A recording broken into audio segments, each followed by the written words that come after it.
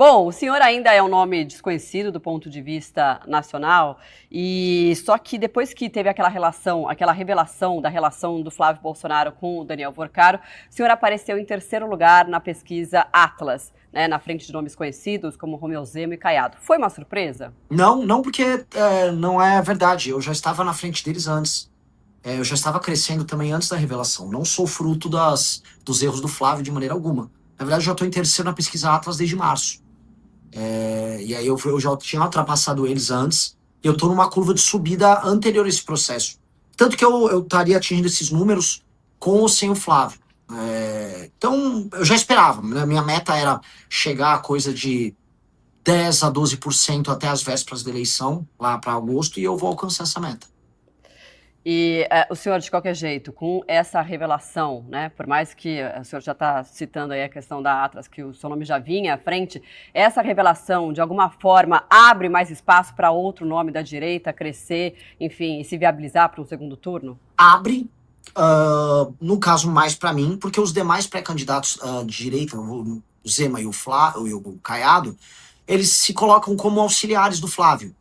E eles se reuniram, inclusive, recentemente com o Flávio, gravam vídeos. O Zema já se colocou novamente como opção de parceiro, de vice com o Flávio. Então fica aquela coisa esquisita em que o Zema diz que é imperdoável o que o Flávio fez, mas ele topa ser vice de um cara. Então é perdoável, não é imperdoável. Né? Então eu acho uma situação muito complicada. Na verdade, tanto o Zema quanto o Caiado, eles tentaram construir a reputação deles como líderes políticos como auxiliares do bolsonarismo. Nunca fizeram crítica aos Bolsonaro. E aí isso está cobrando um preço agora. Eles não conseguem se estabelecer como lideranças justamente nesse momento em que o bolsonarismo mostra toda a sua fragilidade. E eu não sei como eles vão resolver isso. Para mim, que estou firmando uma liderança que é crítica a qualquer grupo político que se envolve em escândalo de corrupção, para mim é natural, vamos dizer, esse encaminhamento. Então, onde sou conhecido, especialmente dos mais jovens, as pessoas mais bem informadas, eu já estou numa posição bem, bem boa. E, Renan, bom, o senhor é um crítico do bolsonarismo, né? Não só do presidente Lula, mas dentro do seu espectro político que é a direita, o senhor é um crítico do bolsonarismo. Queria saber onde que o bolsonarismo errou na sua avaliação. Nossa, então prepare uma live de 3 horas. Foram muitas coisas. O bolsonarismo, primeiro, é um movimento sectário dentro da sociedade civil. Ele é um movimento que ele é oco em termos de perspectiva de Brasil, em termos de ideias. Então, não adianta você chegar ao poder por ser popular junto a uma parte do eleitorado e não saber o que fazer quando você chega no poder. Terceiro, que a família Bolsonaro já estava envolvida em escândalos de corrupção antes mesmo de chegar no governo em 2019. E essa corrupção pretérita, especialmente do Flávio, cobrou um preço. Tanto que o Bolsonaro teve que destruir a Operação Lava Jato, o próprio aparato de investigação do Estado brasileiro, num acordo com a STF para salvar o Flávio. O Bolsonaro não fez um bom governo, ele se comportou de maneira bizarra ali na pandemia, ele manipulou seus seguidores por muito tempo, enquanto especialmente seu filho Flávio fazia negócios. Esse é o problema, o seu filho Flávio diz que é um representante da moral, dos bons costumes, da família brasileira, enquanto ficava fazendo negócios com gente que não presta durante todo esse período e traindo esse próprio eleitor. O eleitor ficava indo pra frente de quartel, né, pedir intervenção militar contra o STF, enquanto o Flávio fazia negócios com caras que andavam com essa turma do STF. E aí, cara, isso é insustentável. Né? Isso é um projeto político insustentável que se baseia na mentira, especialmente na mentira sobre idosos. Você ficar enganando os senhores e senhoras de idade, que é o que o Flávio faz, que o bolsonarismo faz, eu acho uma das coisas mais canalhas. É a versão política do escândalo do INSS. Porque o escândalo do INSS era uma forma de enganar idosos para tirar dinheiro deles. O Flávio Bolsonaro basicamente enganar idosos para tirar voto deles. Eu acho isso horrível. O senhor também, né, se coloca como um nome antissistema, lembrando que o ex-presidente Bolsonaro também fez isso quando venceu em 2018.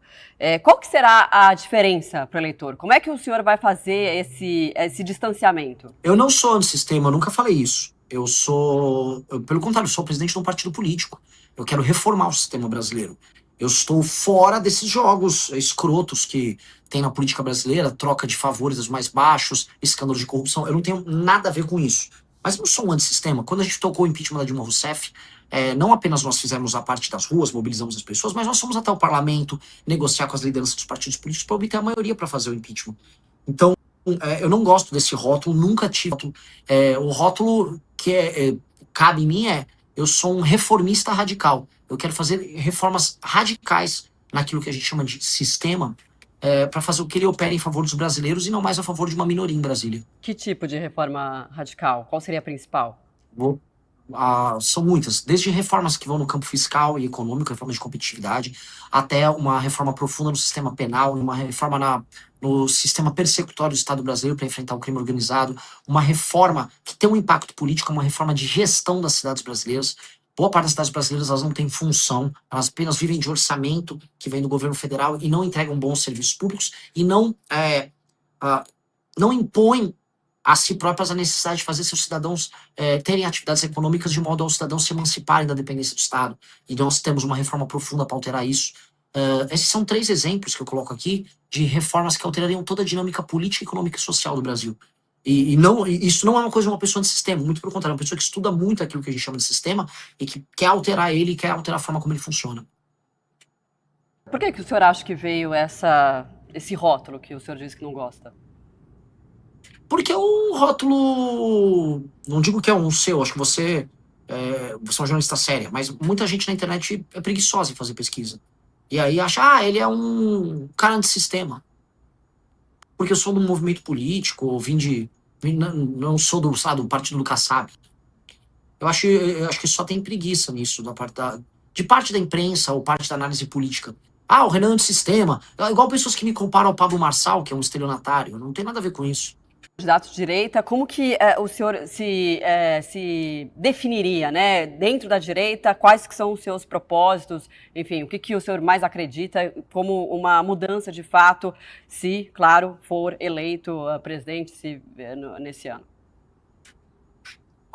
Eu acho assim, quando a gente estuda, vamos dizer, quando a gente tem uma leitura política do que é o nosso grupo político, tanto o movimento quanto o partido, nós podemos ser classificados de maneira clássica como um grupo de direita. Né? Lei e ordem, a ideia de que boas hierarquias fazem bem para uma sociedade, a ideia de que existe um sistema de valores e de uma tradição que nos define como povo e que precisam ser mantidas. Então, isso nos coloca mais no campo da direita, mas isso nos torna dogmáticos. Eu vou dar um exemplo. A nossa reforma das cidades brasileiras, do Estado brasileiro, que é a Lei de Responsabilidade Gerencial, ela encontra eco, vamos dizer, na administração do Japão e na administração de algumas províncias na própria China.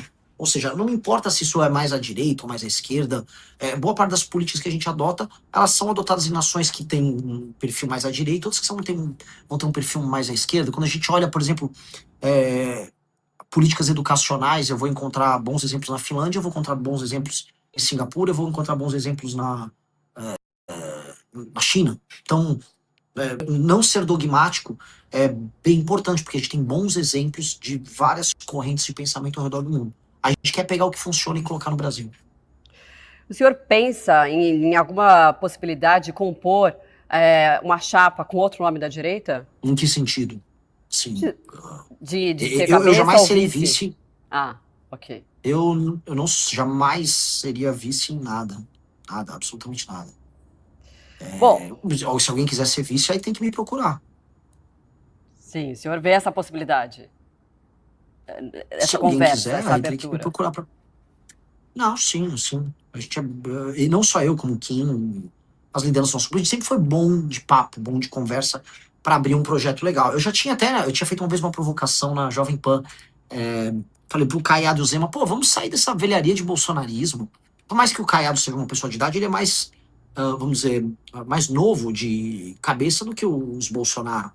E, vamos fazer uma coisa nova, não vamos ter medo de ousar. Mas o problema é que os atuais nomes, eles têm um receio em ousar. Eles, inclusive, evitam me citar, né? Então, todas as pessoas ficavam falando em terceira via, sempre era os governadores. Até que eu ultrapassei eles. E aí, é meio inevitável falar sobre mim, mas eles evitam falar até agora. O que não faz muita diferença para mim, pra ser sincero, mas lógico que eu gostaria de conversar, eu acho que todos eles têm alguma coisa a agregar. E no projeto que a gente tem para o Brasil, a gente vai precisar fazer uma coalizão com todo o Brasil que trabalha e produz. E isso incluiria políticos que, a despeito de algumas discordâncias pontuais que eu posso ter aqui e ali, eles agregariam demais. O Caiado foi um bom governador em Goiás. Efetivamente, o Leite foi um bom governador no Rio Grande do Sul. Ratinho não diria com a mesma energia, mas o Zema tem alguns pontos positivos para trazer do governo de Minas Gerais. Então, sim, a gente toparia sentar e conversar e compor um projeto comum de Brasil. Mas, naturalmente, o projeto é o nosso. Até porque, vou dar um exemplo. Eu tô aqui com o livro Amarelo, né? Que é o programa nosso. A gente publicou 6 livros com estudos e projetos para o Brasil. A gente estudou muito para chegar até aqui e está propondo muita coisa. E, infelizmente, eu não vejo das demais pré-candidaturas nada nesse sentido.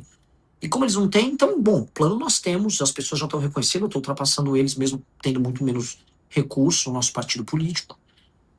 Então seria natural eles aderirem a um projeto mais sólido que tem. O senhor tem um forte apelo, né, nas redes sociais. Um levantamento da Ativa Web que a gente trouxe ontem mostrou que o senhor é o que mais teve engajamento entre os presidenciáveis nos últimos 30 dias. A que o senhor acredita esse resultado?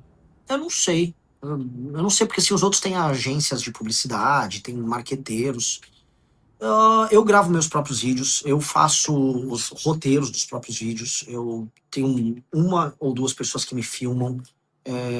O tipo de visão de mundo que eu divulgo, a visão de mundo que eu divulgo nas minhas lives. Acho que nós somos muito originais no que nós fazemos. Eu, o Partido Missão, o Movimento Brasil Livre, e nós temos uma visão otimista do Brasil. Então, quando eu trago, eu falo dos problemas, eu quase sempre, os vídeos, eu trago as soluções. E eu falo, pô, vamos imaginar um Brasil melhor? Eu não sou aqui, eu não tô me colocando igual o Lula hoje faz. Pelo menos eu não sou um Bolsonaro. Ou igual o Flávio faz, que eu não sou o Lula. Olha, eu sou horrível, tá? Mas, pô, pelo menos eu não sou Lula. Eu falo, não, tem um Brasil maravilhoso pra gente construir. Nós somos potencialmente uma das 5 maiores nações do mundo. Dá para o Brasil se tornar uma dessas 5 maiores nações do mundo. Dá para a gente desfavelizar o Brasil. Dá para a gente ter investimento em infraestrutura. Dá para o Brasil ser economicamente um país complexo em muitos termos. E não só um exportador de commodities. Dá para a gente destruir o crime organizado. Dá para a gente fazer todas essas coisas. E quando você traz essa visão otimista, aí você traz as pessoas para um caminho que não é o caminho só da treta por si só, mas um caminho otimista e, vamos dizer, construtivo, imaginativo.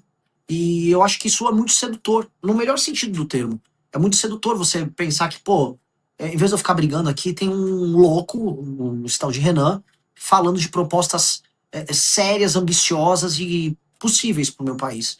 E aí você começa a conquistar, inclusive, as pessoas e os lugares do Brasil que estão mais céticos.